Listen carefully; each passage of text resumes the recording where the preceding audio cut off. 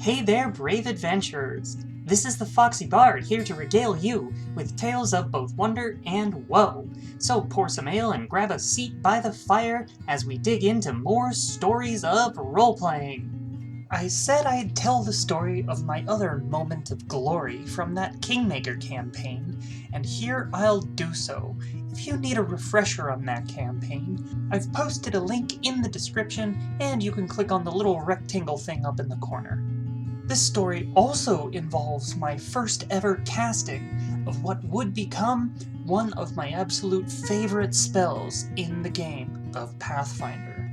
I do want to preface this by saying that my half-elf girl was not, in fact, evil, just far too pragmatic for her own good. The cast is the same, but let's go ahead and name my half-elf this time. Filate. If you haven't heard the previous story, you may want to check that out. So this happened a bit after the possessed old woman, but before becoming Queen of the Fae. Our little kingdom was being invaded. One of our neighbors decided that they wanted our lands and people for themselves, and had moved an army into our region to steal them. This meant we would need to arrange for a standing army, figure out how to do mass combat like that, and basically an entire adventure path book worth of things. With how the group had been handling things like that before, Gus would just end up doing everything out of game without really consulting anyone, because Jess, his girlfriend, didn't want to be bothered with it. So it would be almost an entire book just for Gus. These kinds of things are why I don't really play with this group anymore. Gus was like this about a lot of things, both in and out of game. We had all finally reached a level where we had a decent amount of disposable gold to spend on things we wanted, but didn't necessarily need.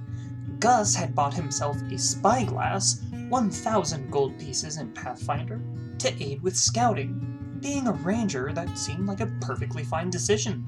As a wizard, I often got frustrated about being too far away for my close-range spells to be effective, so I had been saving up for a while, and then finally, I was able to get myself a Rod of Reach that worked with up to 6th level spells, 5,500 gold pieces with my craft rod feat. Finally, I could participate all the time. Now, there was one thing we did have to do as a group, though. Go scout out the enemy camp. As we're making plans on how to have someone infiltrate the camp, on possible ways to get in and out and be safe the whole time, we hear the enemy general start to make a speech. Gus takes out his shiny new spyglass to get a closer look, and the wheels in Filate's brain begin to turn. "Hey, can I see that?" I ask him.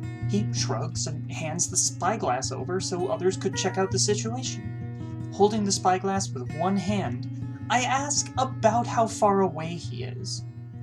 "About 500 feet, give or take," the DM tells me, "outside of my medium range, but within my long range for spells."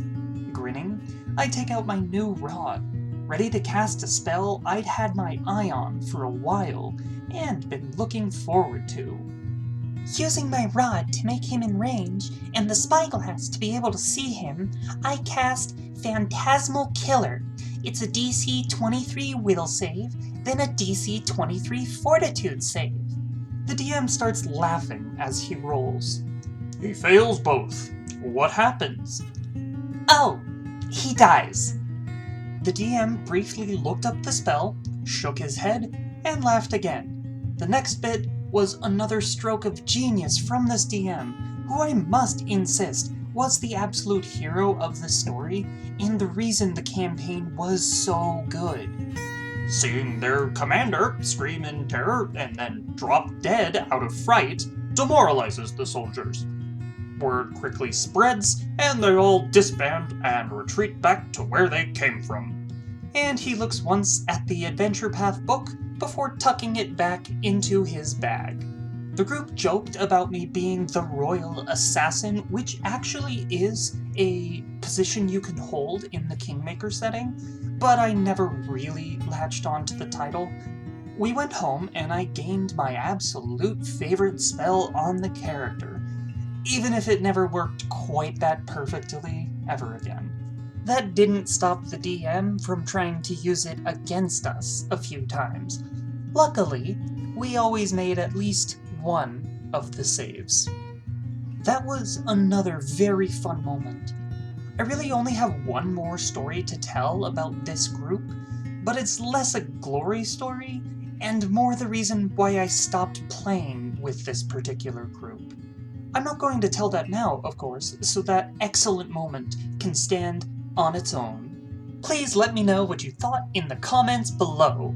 I'd also love you so much if you'd feed the algorithm monster with a like or a subscribe so we can help the channel reach more viewers. Until then, let's douse the fire and get back to our own adventures.